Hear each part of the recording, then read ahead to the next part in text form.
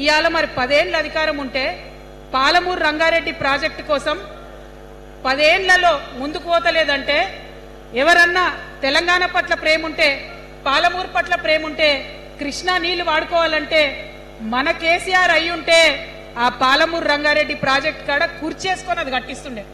ఏం చేసినారు? మారిన కేసీఆర్ గారు పంజాబ్ పోయినరు, గుజరాత్ పోయినరు, బీహార్ పోయినరు. మేము మొత్తం రాష్ట్రంలో పీక్ కట్టలు కట్టం, నేషనల్ పార్టీ పెడతామని పోయినరు తప్పితే తెలంగాణ ప్రజలను పట్టించుకోలేదు. పట్టించుకుని ఉంటే కేంద్రంతో గొడవ పెట్టుకోకుండా ఉండి ఉంటే ఇవాళ పాలమూరు రంగారెడ్డి పారకపోతుండేనా? నేను అడుగుతా ఉన్నా స్ట్రేట్ గా.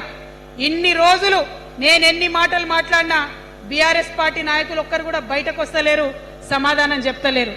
దీనికి మీరు సమాధానం చెప్పకపోతే ప్రజలే మిమ్మల్ని బయటకు లాగి సమాధానం చెప్పేటట్టు చేస్తారని కూడా ఈ సందర్భంగా నేను తెలియజేస్తా ఉన్నా.